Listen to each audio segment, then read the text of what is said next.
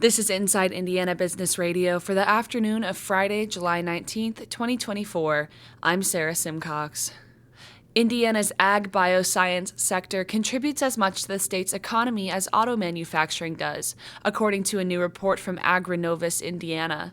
CEO Mitch Fraser says the sector employs more than 147,000 people and generates $22.7 billion in gross domestic product.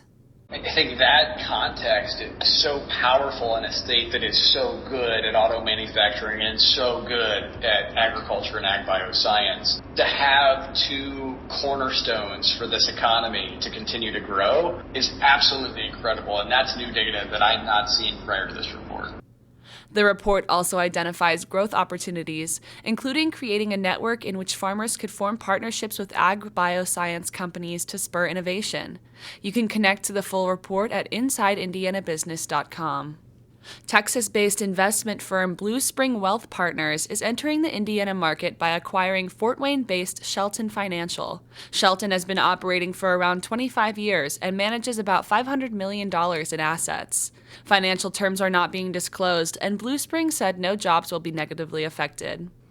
GOH, a home care software as a service company in Indianapolis, has closed on a $3 million Series Seed Plus round of funding. The company said it plans to use the funds to expand into the skilled care market, broaden its geographic reach, enhance its platform, and grow its workforce by 10 to 15%. GOH has developed a software platform that provides scheduling, payroll, billing, reporting and analytics, notifications, and user management capabilities for home care agencies, managed care organizations, and estate aggregators.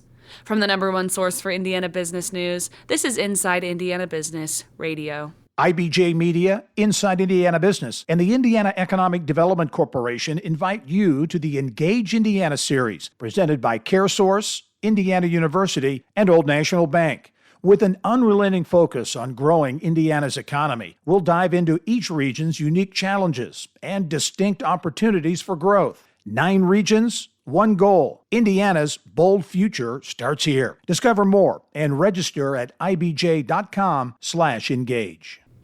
Governor Eric Holcomb will lead a contingent of officials on an international economic development trip to Australia and Singapore starting this weekend. IIB's Alex Brown has more.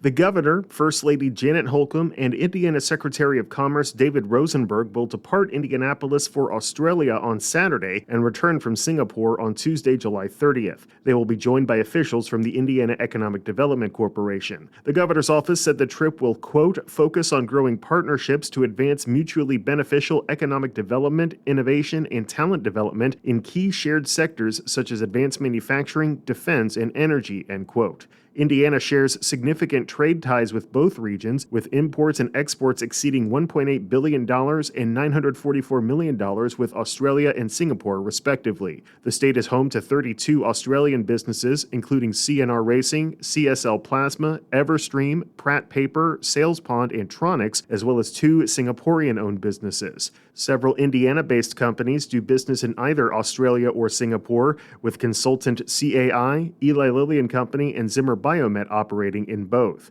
The trip will be Holcomb's 24th International Economic Development trip as governor and his first official visits to Australia and Singapore. The cost of the governor's travel is being paid with private donations to the Indiana Economic Development Foundation. Alex Brown, Inside Indiana Business Radio. On July 9th, a tornado heavily damaged a warehouse in Mount Vernon operated by Tennessee-based third-party logistics firm Kenco Logistics Services. While the full impact of the damage has not been determined, another local employer is offering assistance to Kenco and its employees. BWX Technologies says it has reached out to Kenco leadership to offer support in any way it can, including prioritizing applicants from their team should they have displaced workers. BWX Technologies also operates a facility in Mount Vernon under its BWXT Nuclear Operations Group subsidiary, which manufactures components for naval nuclear reactors used in submarines and aircraft carriers.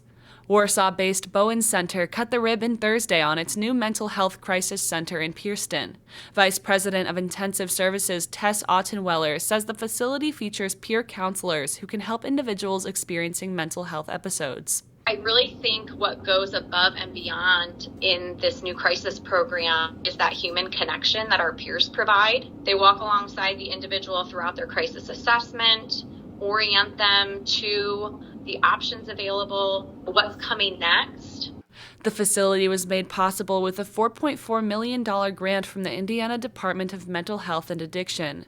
By the end of the year, Ottenweller said Bowen will also have a mobile crisis team that will go out and respond to calls about people who are going through a mental health episode.